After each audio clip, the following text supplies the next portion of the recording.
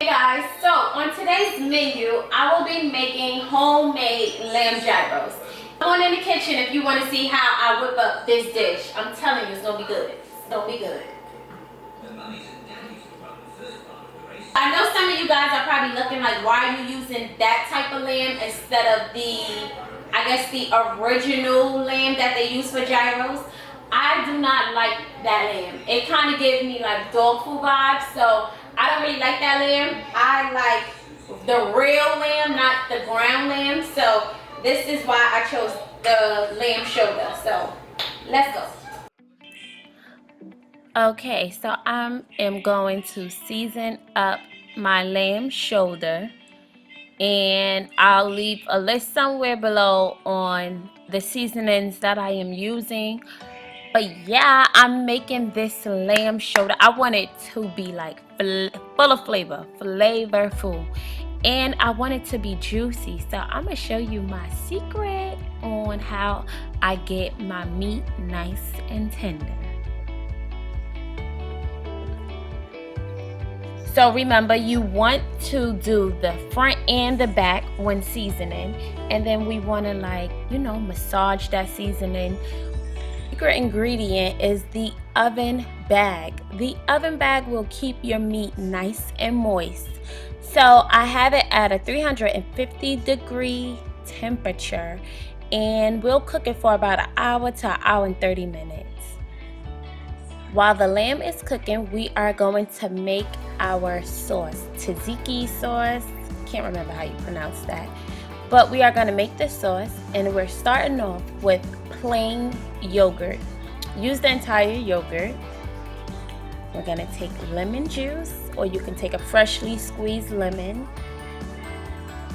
And as you guys know, I eyeball all of my seasonings, my juice. I'm going to get better at it to help you guys be more precise. Now the dill wheat is going to be like icing on a cake. It just gives it the topping, that nice flavor. So I like to use fresh dill wheat. Shh. Okay, go get your cup. Sorry guys. Now we're going to add that dill wheat into our sauce along with mayo. I like to use Hellmann's mayonnaise. This is like the best mayonnaise to me. So I'm going to take a scoop or 2 scoops. Honestly, it just depends on how much sauce you want to make. So even you can use 2 scoops or 3 scoops. And then I use a teaspoon of sugar. You definitely need sugar, okay? And then a dash of paprika. And we're going to mix all of these flavors on up. And we want our sauce to be nice and cold. So let's refrigerate it. And ta-da! Our meat is ready. With this meat, it has so much juice in the bag. But the bag I wound up cutting it with the knife by mistake. So the juice spilled out and I had to save it. But I'm telling you, if you ever try it in the oven bag, it will come out nice and tender like this. So I'm chopping up, as you can see, a tomato, and I'll be chopping up red onions and lettuce to be the toppings in my gyro sandwich. So you can add literally whatever it is that you like, but this is how I like my gyro, and I'm telling you, it is full of flavor.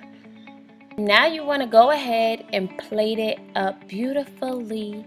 I'm using pita bread. I really wish my supermarket had a thinner pita bread, but they only had this size. It was just a little bit thick.